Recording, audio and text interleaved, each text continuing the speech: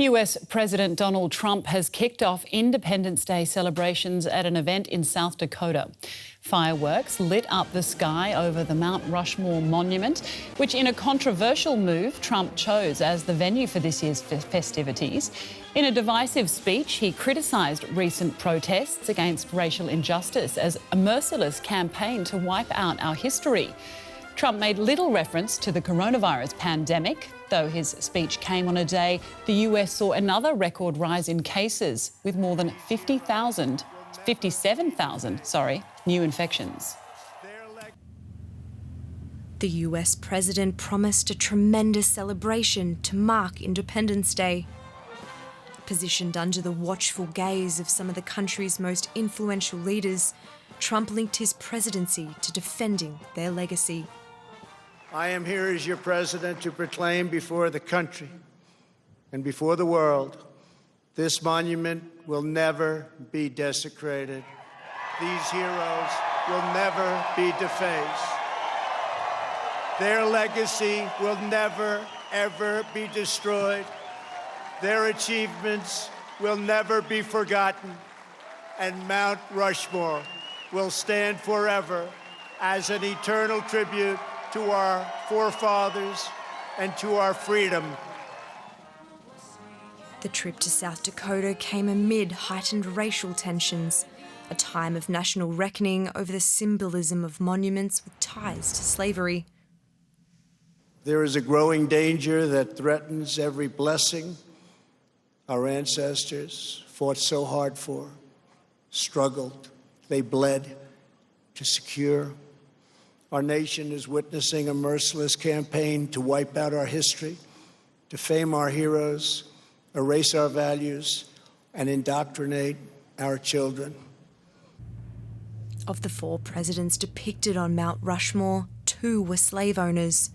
In recent weeks, statues in their honour and the legacy they represent have been questioned. Trump accused the movement, seeking to tear down these monuments, of purging America of its true history. For hundreds of Native American activists and their supporters, US history is problematic.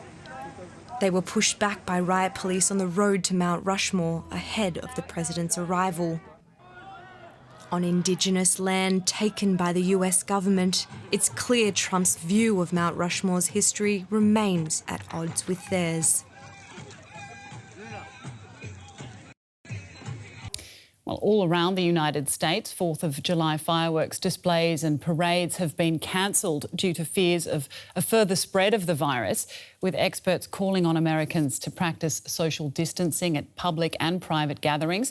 Not many feel like celebrating the national holiday. DW's Oliver Zalat has more. Last chance to enjoy an empty Washington Mall before the celebrations begin. This is where large crowds will cheer to flyovers and fireworks on America's national holiday. The loudspeakers are ready for tens of thousands of visitors. But not everyone here feels well about being among masses of people at the height of a global pandemic.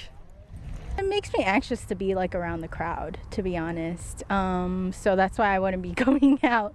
But I think it's definitely it sucks that we won't be able to celebrate the way we used to those past years. But we're going to try to make the most of it with, family and close friends that we've been kind of quarantined with during the last few months.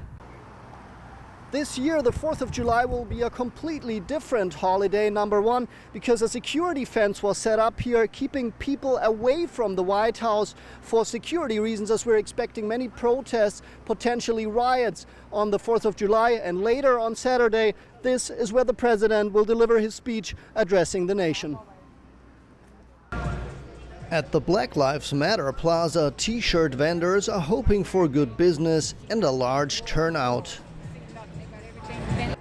Means a lot. It means independence, all the liberties that we have achieved for over 200 years.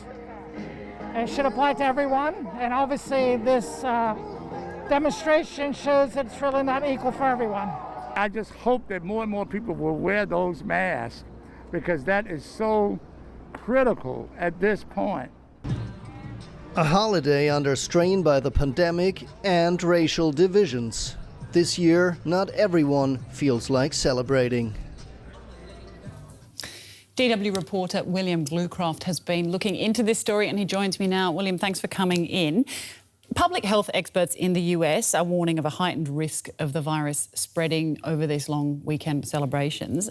The White House appears to be largely ignoring those recommendations.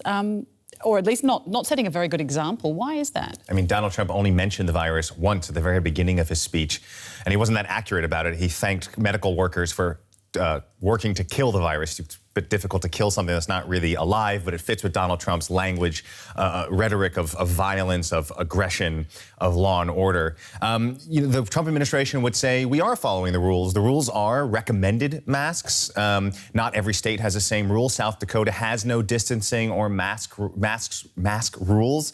Those rules are really only in place in about 20 states plus Washington, D.C. And the Trump administration, Donald Trump himself has said this is a state's issue. This is not on us. It's a good way to sidestep that prickly question of what exactly is the best way to confront this virus and to ignore the very real situation on the ground that cases are skyrocketing throughout the United States. And that's what we saw yesterday, even though the coronavirus has hit home in the Donald Trump family. The girlfriend of Donald Trump Jr., who's also a campaign advisor, tested positive for that virus. But instead of focusing on the virus, as you mentioned, he made only one reference to it in the speech. President Trump accused protesters at racial equality demonstrations of campaigning to wipe out our history. That's a quote. Let's take a listen to what he had to say. There is a growing danger that threatens every blessing our ancestors fought so hard for, struggled, they bled to secure. Our nation is witnessing a merciless campaign to wipe out our history, defame our heroes, erase our values, and indoctrinate our children. Quite divisive words. William, what do you make of what he had to say? I mean, this is Donald Trump doubling down on being Donald Trump, heading into the heart of the campaign season before the November election, appealing to the very core base of his supporters. He is long known for using divisive rhetoric, racially coded rhetoric like he did here. I mean, saying that America will not stand for this kind of destruction, this kind of protests of some other them. But the them he's referring to are also Americans. So very divisive rhetoric. And you know, for him to say that this is not American history, that American history is actually being destroyed, this is absolutely American history. American history is of fighting and bleeding and dying to uphold the rights that have been on paper for now almost 250 years. When he talks about the Declaration of Independence and all the rights that the founding fathers gave to all Americans, that of course didn't happen right then. It's been happening over the last 200 and almost 50 years through a lot of struggle and a lot of pain, which we're seeing up to this day with all the protests taking place on streets all around the country. We'll have to wait and see what happens over the weekend. But William Glucroft, thanks very much for coming in.